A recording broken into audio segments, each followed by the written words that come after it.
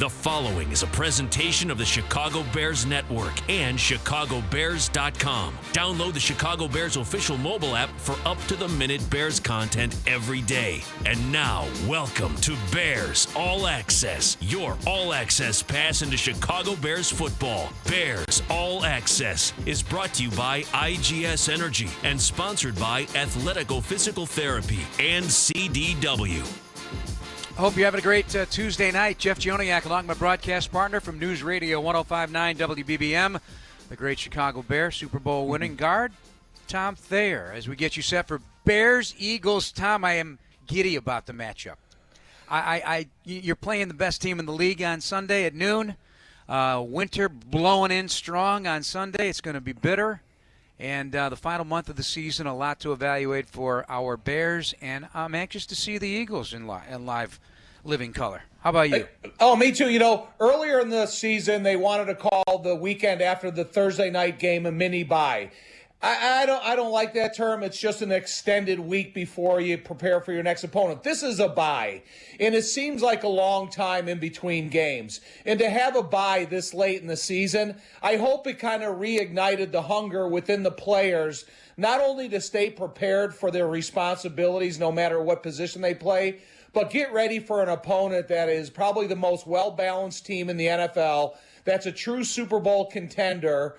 And you kind of, like you're saying, you want to get a look at the Philadelphia Eagles, and you kind of want to look at some positions that the Bears ultimately need to become if they're getting themselves in a division-winning football team that has playoff and Super Bowl aspirations. I want to thank our producers, as always, Dan Barilli, Jordan Tredup, and Sean Sears at the Score Studios. Sean is an Iowa State guy. Tommy mentioned to me, how about that Brock Purdy on Sunday? That guy is the talk of the league right now. Listen, I think anybody around the league that thinks because where you were drafted, you have no chance or you can't be successful in the NFL is wrong, because you can go from Zach Wilson, the second pick in the draft at the quarterback position for the Jets, or you can go to Purdy, who is Mr. Irrelevant. And you see both of them have good players and good supporting cast, and you see what Purdy's able to do. And I think San Francisco fan base is really excited about what he's been able to do for the team, and they believe that they can go deep into the playoffs with him. And Wilson can't even get out of the field with an injured quarterback who's got bad ribs, and Joe Flacco backing him up. It's crazy. We got a quarterback coming on the show in our next segment, Tom, the lefty, former Chicago Bear, Bobby Douglas, coming up here at 6:10 or so. And about the hour, the venerable voice of the Philadelphia Eagles, Merrill Reese, the senior broadcaster in terms of service in the NFL. Great guy. I love him. Eagles arriving on Sunday after winning their 12th and 13 games. So last night on the Bears Coaches Show, Tommy, Matt Eberflus basically unveiled what he's looking for in the final 4 games. The offense, the ability to run the football is very important to us. Defensively, we want to see a big jump, in our run defense these next 4 weeks to be able to stop the run. That's one of our big things we need to work on. And then obviously protecting the ball. We got to do a great job protecting the ball, not only in the first 3 quarters, but also during 2 minute. We got to do a better job of finishing games, and us protecting the ball and be able to operate in a 2-minute offense is going to be very important to our success going forward. And our 2-minute defense, to be able to stop, people to field goals or hold to 0 points in a 2-minute drive, and get a 4-and-out or a takeaway to end the game. That's something we would like to see also. But so again, that whole thing about finishing, that is a team goal. It's a team thing that we want to really accomplish here going forward, and certainly improve on as we meet these really good opponents coming up here in the coming weeks. Now that Eagles, Bills, Minnesota, Detroit, all in the mix there in the final 4 games. So I kind of laid it out. That's kind of the bye week layout. Well, the thing about it, he talks about all the team goals, which is true. That was what the team needs to accomplish. But in order for the team to accomplish those goals, there are certain individuals that have to play better than they've been playing, and they have to be more productive than they have been. So it's kind of a double-edged sword there, where ultimately it's always a team goal. But there's other guys that could finish this season on a high note and really make an impression on the coaching staff and the scouting staff. All right, I know people are doing this across the different media platforms. They're trying to zero in on some players moving into 2023 that you want to see something out of significance here in the final 4 games.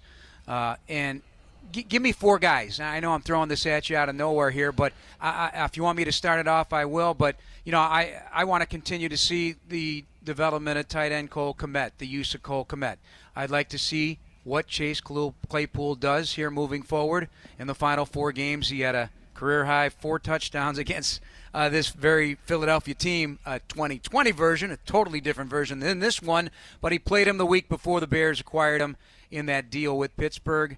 And then on the defensive side of the ball, just want to see more of the young players in that secondary prove that they can be a part of the solution. You may be finding some depth players moving forward, and then a little bit more about the offensive linemen that are here. Everybody wants to think that the entire offensive line should be replaced for 2023, but there's been some good things done by that offensive line coach. Simo's done a great job, and I want to see all of those guys, how they perform moving forward. I want to see Justin Jones. I want to see Dominique Robinson. I want to see Jack Sanborn. And I want to see Jaquan Brisker on defense. Then on the offensive side of the ball, I want to see Alex Leatherwood. I want to see Justin Fields. I hope Khalil Herbert comes back and provides what we've been impressed by through the early part of the football season. And then I want to see if Velus Jones Jr. should be in serious consideration for playing opportunities next year, or do you have to make him compete and see if he can even earn a roster spot? Yeah, Velus, a 3rd-round pick. He's been through a lot, no question. His average on kickoff return now at 26.9, 7 on punt returns. Among the 16 combined returns, he's had a couple of muffs, but 9 touches on offense, only 3 receptions. And I really did think, and granted, his preseason was wiped out. He missed 3 games with a hamstring, much at camp, so a late start, never got traction offensively other than some of these fly sweeps and so forth. But I really thought that aspect of things, I'd be able to see something from him in that regard. Fly routes, whatever the case may be, fly patterns go routes down the sidelines, using that speed. So hopefully in these next 4 weeks we'll get a dose of it. Well, if we haven't seen impressions made to us by these fly routes, these speed routes down the field, can he catch some crossing routes? Does he have the willingness to go across the middle when there's a safety hunting you out and being able to make a catch and complement an average throw by a quarterback and turn it into an explosive catch after the run? You talk about the muffs on the kick, on the punt returns. Those things are game costing. So he's got to bring himself from a below average evaluation to impress you enough to figure when OTAs start and you have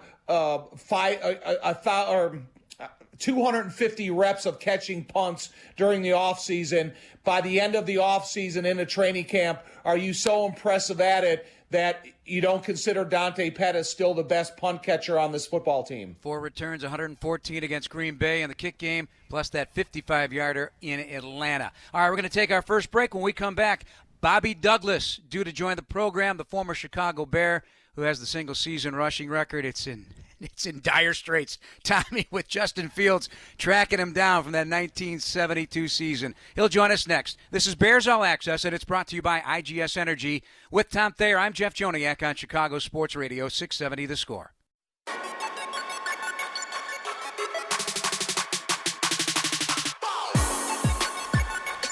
Back with you on Bears All Access on Chicago Sports Radio, 670 The Score. Jeff Joniak and Tom Thayer. Choose clean energy for your home at IGS.com, because every good choice adds up to a better world. We'll be joined by Bobby Douglas at some point here. I want to talk about Sam Mustipher, Tom, because love the guy, number one. Yep. Natural-born leader, no question about it. He is always walking tall in that locker room, no matter the circumstances. And I love what he had to say yesterday up at Hallis Hall. Critically important to him to be hard on himself as he took the bye week and rewatched everything. Yeah, for sure. You got to sit back and honestly evaluate yourself. And it's a continuous evaluation. That's what the NFL is. If you're not getting better, you're getting worse. Like, nobody stays the same in this league. So I look back, that mini bye we had, that Washington week, I look back and, where are the games I struggled in, where are the areas that I struggled in, and it was pass protection. That was an easy thing to find. I went back to the Giants game, watched my pass sets against Dexter Lawrence, who's, you'd be hard-pressed to find a lot of guys in the NFL blocking him one-on-one nowadays. But, that's the challenge I want. Like I alluded to earlier, I want to play teams like the Philadelphia Eagles front seven. I want to play the Kenny Clarks of the NFL. I want to play the Dexter Lawrences of the NFL because that's what I train for. I love his attitude, Tom. Me too. I've always loved Sam. I've always been impressed with since the moment he's got here. He's super competitive. He's got a lot of pride in himself, and I like what he does for this offensive line. Fletcher Cox, Javon Hargrave, Ndamukong Suh, Jordan Davis, they're all waiting for him on Sunday. All right, time now to join Bobby Douglas, the former Bears quarterback, the second-round pick in 1969 out of Kansas, here on Bears All Access on Chicago Sports Radio 670 The Score. Bobby, good to talk to you. Thanks for taking the time. How you feeling, buddy? Good to talk to you, Jeff and Tom. Hey, obviously we want to. There. What's that? Oh yeah, yes sir, yes sir, yes sir. Tom's here for sure. Just want to talk about what's going on with the Justin Fields impact here this season, and obviously you've been doing interviews on this, I'm sure, but that single season record is dangling by a thread for you, buddy. I'm sure you're okay with it right now because Justin's just coming on with so much fire this season with his legs and off a pretty good passing game against Green Bay Packers. What has been your impression of QB1 here in Chicago? Well, I've said from the beginning, I think he's got tremendous upsides. I think he can throw the football, got a really good arm. I think the only thing he needs from a passing standpoint is just more time. They got to get him an offense that works for him, but that helps him, I should say. I mean, he can obviously run anything of the pro type offenses. But I think they need to also take advantage of, obviously, as they are doing now, take advantage of his ability to move because he's as good as anybody out there running the football. Hey, Bobby, before I get onto the subject of Justin Fields and football, Bobby Douglas football camp at Marmion Military Academy. You remember that back in year? Oh, so this is why I bring it up, Bobby. In our family's trophy room, the first trophy ever presented to our family was by the Bobby Douglas football camp to my brother Rick. And when you go back and you look at those types of items, and growing up as a Bears fan, I mean, it was a super inspirational in terms of my brother and I get involved in Pop Warner football and then taking it through the high school and the college and pro levels that we were able to. And Bobby, I never forget it, and I think about the opportunity to go there. So I just wanted to bring up that thank you. That was I always. I started doing camps pretty early, really. I actually still do a little camp here in Lake Forest every year. So I've been doing camps for a while, but no, that makes me feel really good that that we had your brother out there. That's fabulous. Yeah, I think we ran a good camp. I really enjoyed going out there. We only went out there 2 or 3 years, but it was awesome. I was a younger brother. I sat in the stands and watched it, and it inspired all of us. But what I would like to ask you, Bobby, so back in the day when you were playing quarterback the style you played, did you have any type of offering what would be an RPO in today's offense? Well, not really. I really came in when quarterbacks, they really didn't want you to run. There were a few guys that scrambled a little bit. Fran Tarkington, as you know, was a pretty good scrambler, but he actually ended up, for the most part, throwing the football, never gained a lot of positive yards. I kind of had to do it. We had a team that was, the pass blocking broke down a few times. They had lost a lot of players in the year or two. In those 2 or 3 years before I got there. So, it wasn't as strong a line as you'd like to have, as Fields would like to have, So I was a good runner, and so I did a lot of scrambling. And as far as, today, any quarterback would love to scramble back then, would love to play today. The way the field is suited for anybody that can move, because they've got 5 guys running down the field. it's spread out a lot more. You can barely hit the quarterback. So I think there's some real advantages, and I think that's why you're seeing quarterbacks like Justin able to do what he does.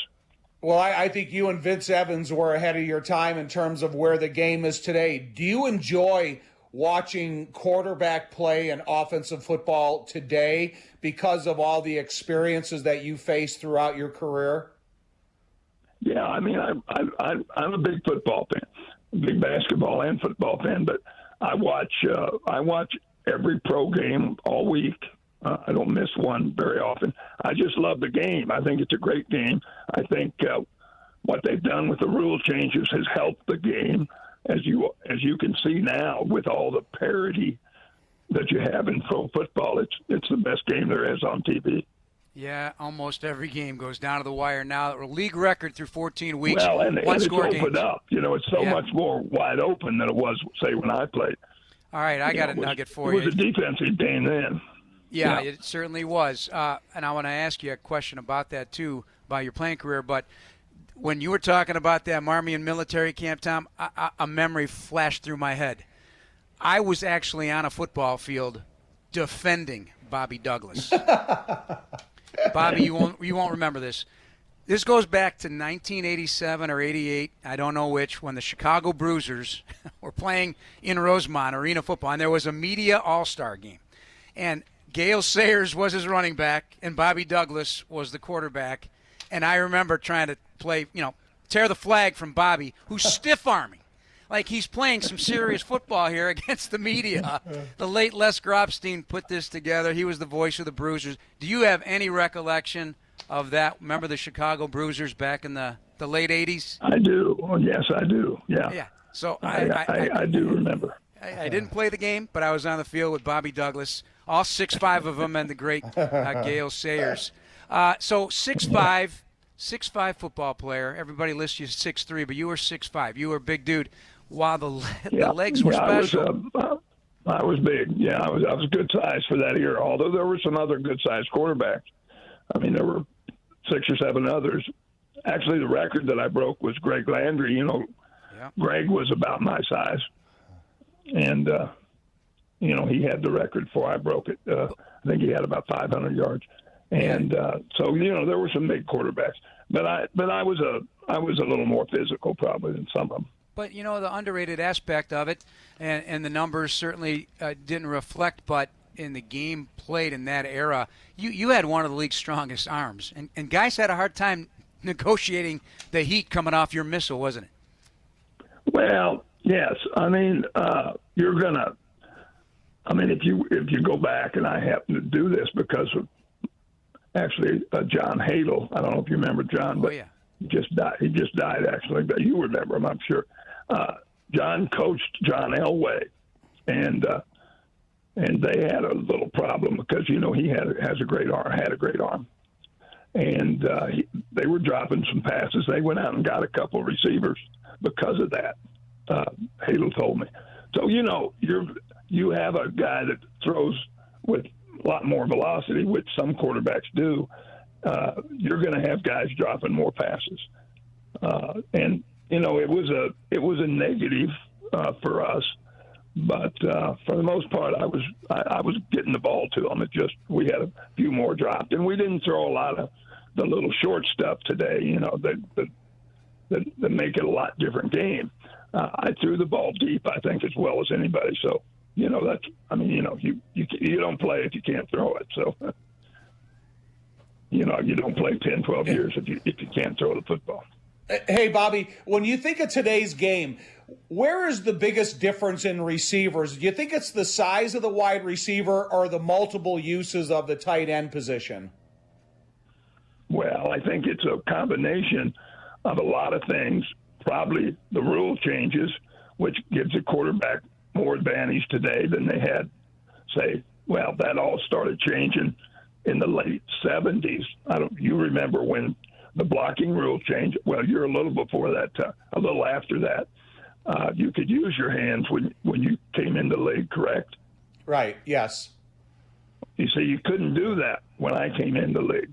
So that changed the game, I think, as drastically as anything other than the fact that obviously you could also hit a guy anywhere on the field until the ball was in the air. And that lasted through the 70s. In fact, I don't want to get into a long rendition of why, but that's all because of the AFL and the fact that they were throwing the football. So the game changed, and that's probably more what is happening today, because it forced everybody to go out and you get guys who can catch the football, and they're throwing the ball in college now. So guys are coming in, are much better receivers, and they're catching the ball now in high school, and guys they're getting better athletes that are playing receivers.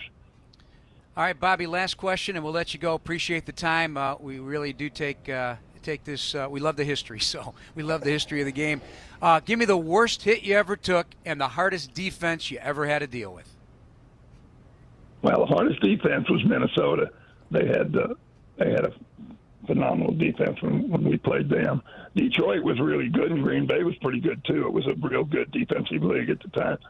I don't, everybody asked me that question. I don't remember ever getting hit so hard that I thought about it for any length of time, to be honest with you. I guess I was lucky. Yes. But no, I never got knocked out or, anything like that. Well, we appreciate it. Appreciate your time as a Chicago Bear. 968 yards in a 14-game season. That's the record that Justin Fields is tracking down here in a single season. Love to see more Bears wins in the future, and I know you think highly of Justin and what the foundation looks like for the Chicago Bears. Bobby, enjoy the holidays. Well, Merry Christmas they got a to lot you. of money, so they better go out and get a couple of receivers and some offensive linemen. They don't do that. We're in for some problems. All right. Bobby Douglas, our guest. We'll take a break. When we come back, a little more preview of the Eagles. We'll also talk to the voice of the Eagles, Merrill Reese. It's all ahead here on Bears All Access, brought to you by IGS Energy on Chicago Sports Radio 670 The Score.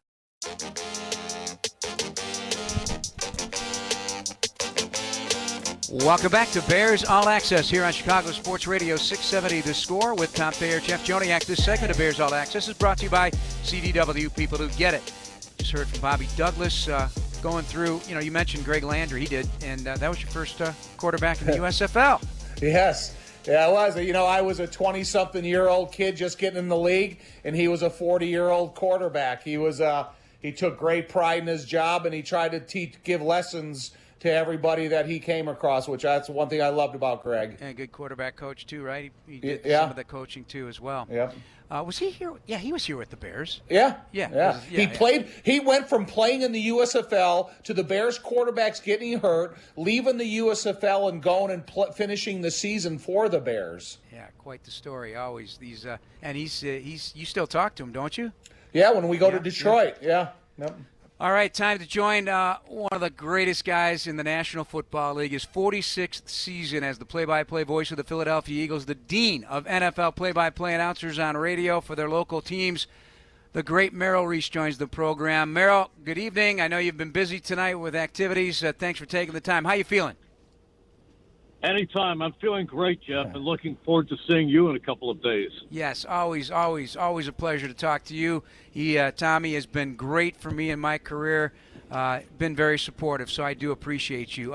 But for you, as you call these guys the Birds are flying high. Second time in franchise history, a 12-1 start. I know you won a Super Bowl a couple years back, but how much fun is this team right now? Because it does look like the most complete team in the NFL. Well, they're fun to be around. They're a bunch of good guys, nice coaches that are cooperative and make your job very, very pleasurable. But you're right, this is a good team. Whether they're the best team in the NFL, we'll find out. In the NFC, I think maybe they are at this point. But as you know, the best team doesn't always win. Hey, Merrill, this is Tom Thayer, a former offensive lineman with the Bears, and I'd like to just go down memory lane for just one question. And I would like to talk about the Fog Bowl, because I was a player in the Fog Bowl and you were a broadcaster in the Fog Bowl. And to me, Merrill, that was one of the best defenses during that period that I've ever faced in the NFL. And you had Randall Cunningham, was one of the most explosive quarterbacks in the league at that time. Where in the transition of the NFL, What did you think about broadcasting the Fog Bowl, and what did you think about that team of that era when you talk about this team of this era with one of the most impressive defenses, an explosive quarterback, and all the other assets they have? Tom, it's funny that you said that because my color analyst at the time was Stan Walters, who was a former Eagles offensive lineman. And Stan at the time, I remember him saying, I think somebody just set off a smoke bomb on the other sideline. And before we knew it, the entire field was shrouded in fog. And it was unbelievable. And we couldn't see a thing. And I know I tried to get through it by finding some humor in it. I said, I think there's a problem because Randall Cunningham just came out of the huddle led by a German Shepherd.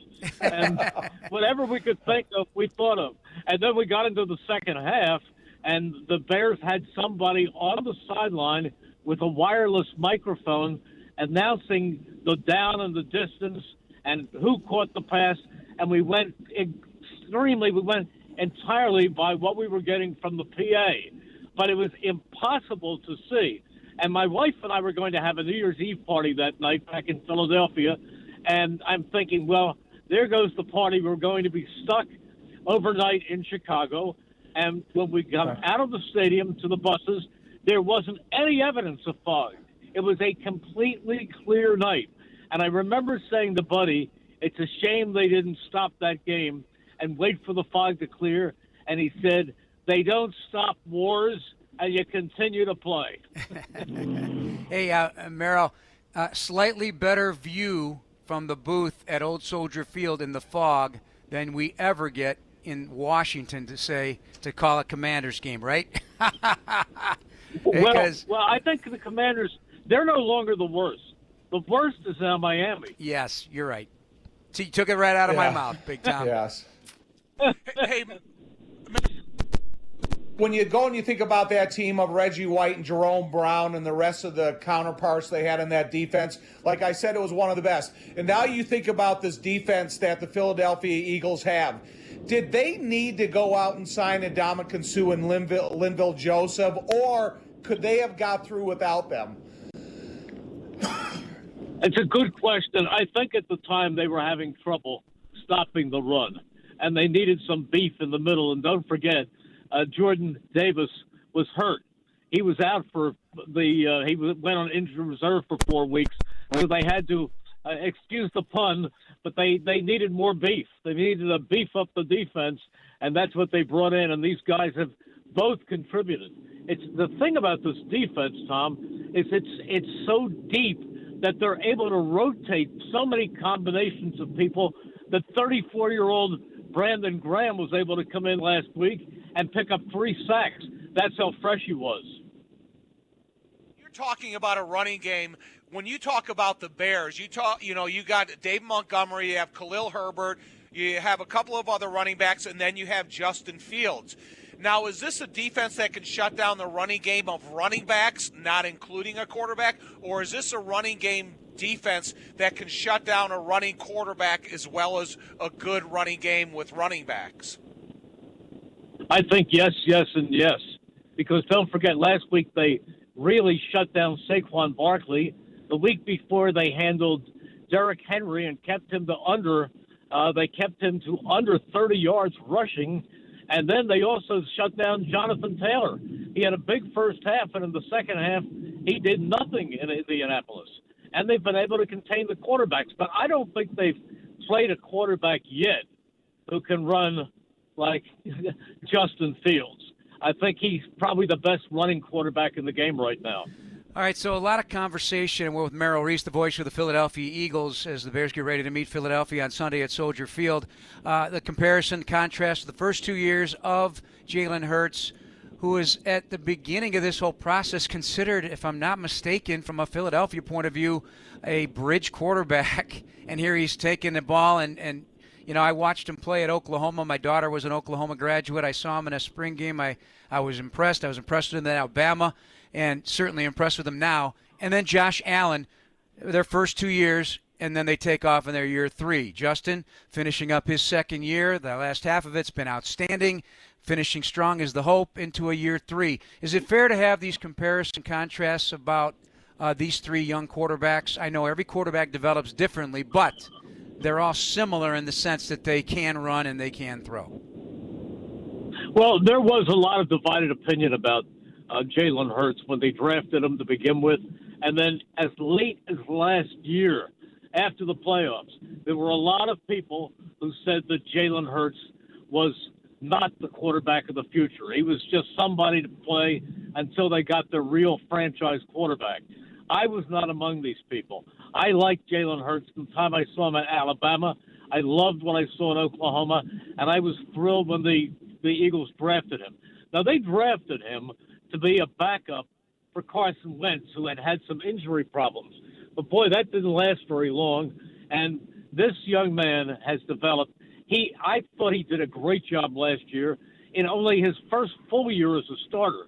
But the jump he made from last year to this year to become a legitimate MVP candidate has been enormous. There were people who said he didn't have an NFL arm. He's got a great arm. He's got great mobility. But you know what? I'm a golfer, and I love the game. And I remember something that Bobby Jones once said. He said the most important part of the game is the 6 inches between a player's ears. And that's the thing with Jalen Hurts. He is bright. He is diligent. His hobby is football. His profession is football. He's all football all the time. He's seeing film every day, every night.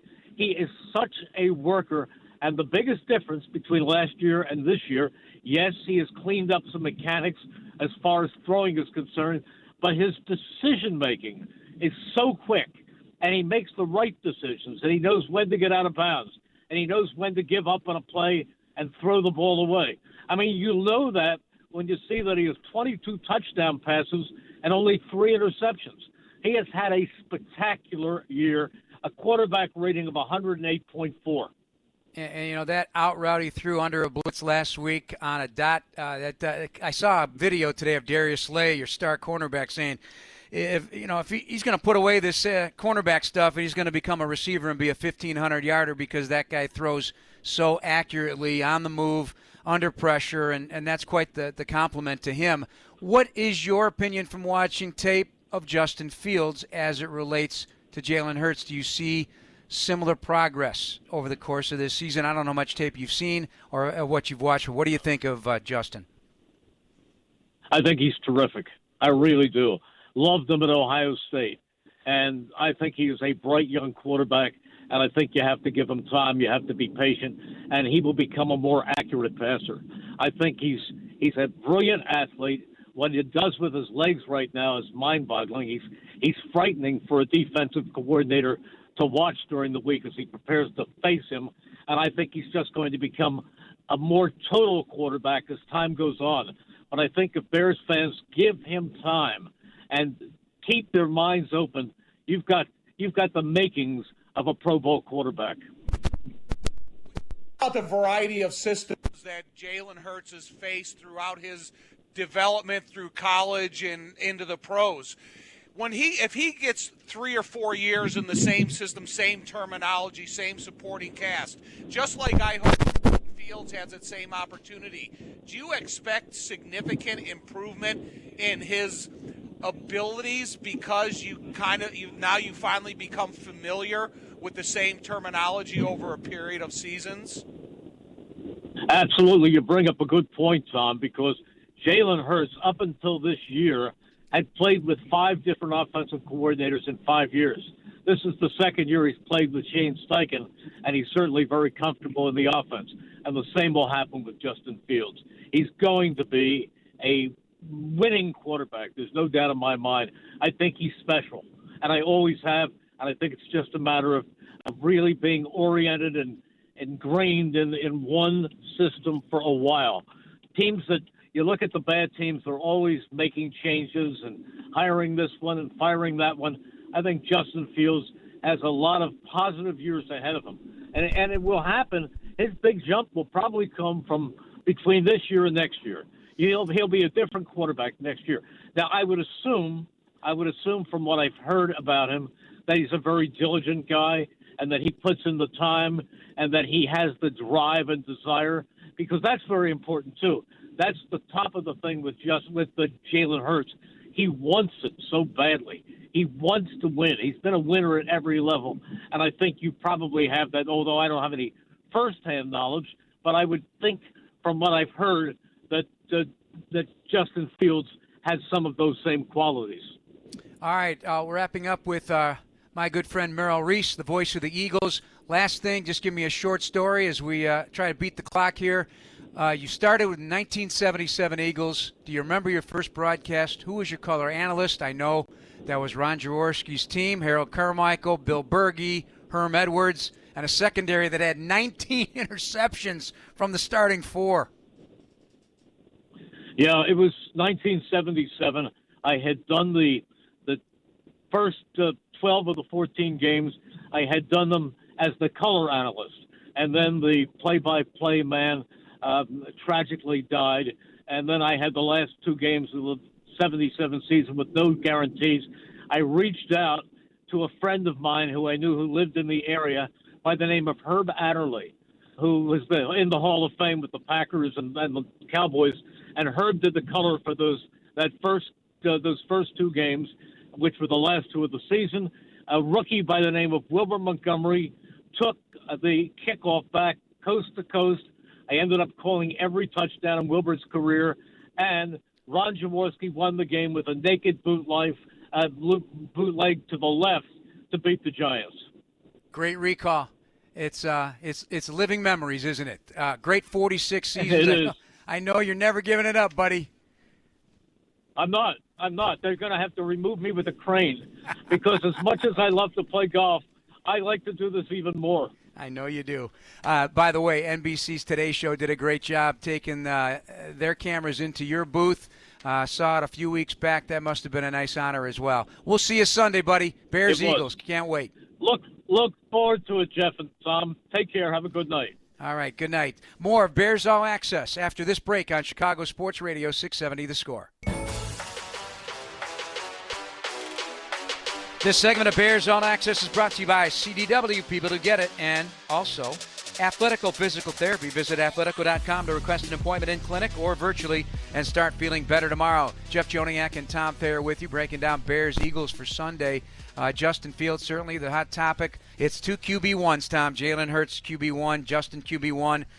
Despite the disparity in the records, the positions, and where they're headed here on the next 4 weeks, this is a premier quarterback matchup, and every little thing that happens on Sunday we're going to be comparing and contrasting and evaluating, and it's going to be fun. It's going to be a fun matchup to watch. It is, but none of these guys are a one-man band. This is about how does this quarterback interact with their supporting cast. And you have to identify what receivers you're developing a relationship with to get the ball downfield. And I think Justin Fields did a great job against the Green Bay Packers of staying inside the pocket, getting the protection from the offensive line, and then identifying big play opportunities to EQ St. Brown, N'Keal Harry, Cole Kmet. And so if they can do that, then I think that that's what gives the Bears the best fighting chance. And I'll also be interested to see on how Luke Getsy, after a chance to maybe to go over some tape evaluation without the pressure of getting a game plan ready, how he figures Justin into the mix. All right, one of the big questions is how to ignite a pass rush, whether if it's extras, do you just run the risk and try to throw stuff at this guy, because the Bears haven't been able to do that. It was a topic with Matt Eberflus on the Monday Night Coaches Show on WBBM, but we delved into Dominique Robinson and his progress and improvement that's needed over the course of the rest of the season. I know you feel strongly about Dominique. He had a 7-tackle opener against the 49ers in the rain and wet surface at Soldier Field with a sack and a half, but has been developing and trying to get his pass rush moves and technique down. Yeah, so we call that gap and a half. So meaning that if the guy's playing outside shade of the tackle and he's the defensive end, he owns that C gap. But if the ball gets run into the B gap, once the ball clears in there, he can shed off and play the B gap as well. We call that gap and a half. So you own your gap The first gap is the C gap. The half gap is the B gap. Once the ball declares in there, he can shed and make a tackle in that gap. So that's what he's talking to. Defense line always need to play lower. We talked about his hustle. He's been really good at hustling, the whole year and giving the second effort. And he has a high standard for that. And it hasn't been where he wants it to be, but he certainly improved that last week. And we look for him to keep improving that in the coming weeks. Coach felt he came close to getting a couple sacks last week. That was in reference to what Dominique's saying. He can play his first gap well. He's been adjusting to that second gap and playing too tall. Concern for Dominique Robinson and how he gets influenced by what the quarterback does with the football after they get the center quarterback exchange. Sometimes he is susceptible to be getting deceived out of position. You can talk about your responsibility when you line up before the play in your stance in terms of where you're lined up on the defense. But what Dominique Robinson and how his future is going to be built is what he does after the ball is snapped. So you have to make sure that you understand what the offenses you're facing, analytically what they do per down and distance, and then you got to see countless amounts of reps to get the experience to become the player to build into your athleticism. All right, now I want to talk about another guy, Tevin Jenkins. He's been a big topic here over the course of this season for his excellence on the field and just for his journey, and it's been one, according to Eberflus. In there pretty fast. He really did a good job of stepping in there. He's really smart, understands that guard position, does have some different things we do, has more calls, does more in the run game in terms of pulling and jumping to the second level than the tackle does. So that fit him really well, and it's really good to have a big body in there, so he's obviously got a really big frame. He's really athletic, but it's certainly good to have that inside there in the pocket to keep that inside pocket clean and firm for the quarterback. So we're really pleased with that part of it. And, he's done a good job of growing. He's grown in terms of his consistency in practice, which has led to more consistency in the game. Tom, what do you see for Tevin? Since Tevin Jenkins has been inserted in the lineup, I like the physical nature of his play. What I need is some of Sam Mustipher to rub off on Tevin Jenkins to make sure that everything that you do in terms of getting better week in and week out, play in and play out, is super important to you. And that's one thing I want Tevin to prove to me, that he's in love with the game of football, he likes the position he's playing, and he's going to continue to improve. He's missed some time due to a couple of injuries. He's been in the tent a couple times during games. And listen, you can't control that. But when you listen to a guy like Sam Mustipher at the podium and how important life and football is to him, I want that same importancy to filter into Tevin Jenkins. All right, we're going to take another break. We'll have one more segment to go. This is Bears All Access on Chicago Sports Radio 670 The Score. We're brought to you by IGS Energy with Tom Thayer, Jeff Joniak. Back in a few. The Bears matchup with the Eagles is brought to you by United Airlines, official airline of the Chicago Bears. Jeff Joniak and Tom Thayer with the Bears hosting the Eagles on Sunday. Appreciate our guests tonight, Bobby Douglas, the former Bears quarterback, and also Merrill Reese, the voice of the Philadelphia Eagles, getting you set for the matchup as well at Soldier Field. Going to be cold, Tom. Going to be cold for a lot of guys on Sunday. I wasn't even aware of it. You brought it to my attention because you've been doing it all year. You've been telling me when it's going to rain. You've been telling me when it's going to be hot. You can tell me when the wind's going to blow, and you tell me when it's going to drop down to the single digits on Sunday. Is that what you're telling me? It'll tell you a little bit about the game. Watch the players who come out of the locker room to warm up.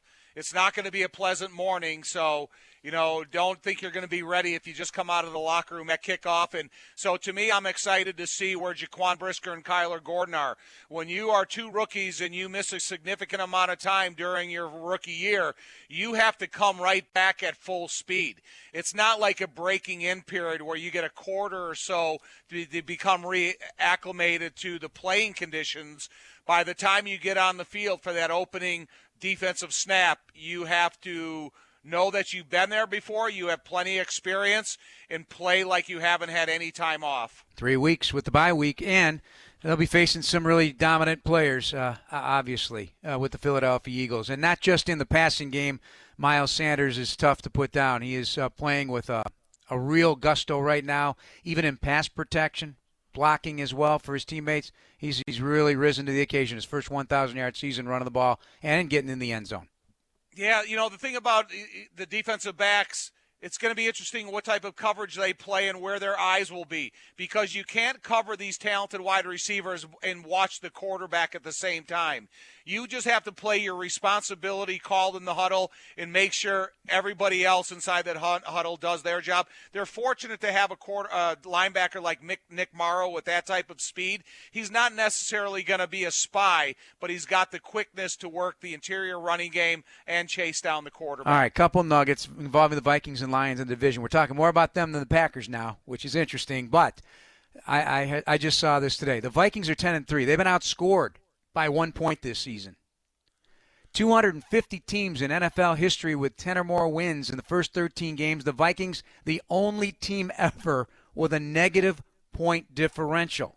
Weird. Well, the Bears should have beat them the first time around if they didn't leave a ball on the turf at the end of the game. And they've given up 5 straight games of 400 yards or more, the longest streak in franchise history. Lions have won 5 of 6.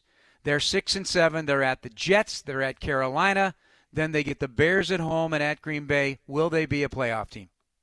I don't think they'll be a playoff team, but they're definitely converting the attitude of their coach into the performance on the field. And they can become the first team since the 70 Bengals to make the playoffs after beginning a season with 1 or fewer wins in their first 7 games.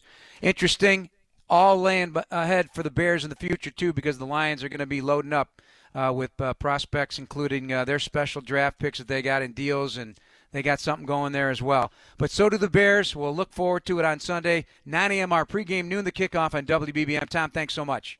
Be early, Jeff. I'll be there. With Tom Thayer, I want to thank him and Sean Sears, our producer here at The Score, Dan Brilli and Jordan Tredup as well. Thanks for listening, everybody. We'll talk to you next week on Bears All Access here on Chicago Sports Radio 670 The Score. Good night. Thanks for listening to this Chicago Bears Network presentation of Bears All Access. Podcasts are available on chicagobears.com and on iTunes, or download the official Bears mobile app. Bears All Access has been brought to you by IGS Energy and sponsored by Miller Lite.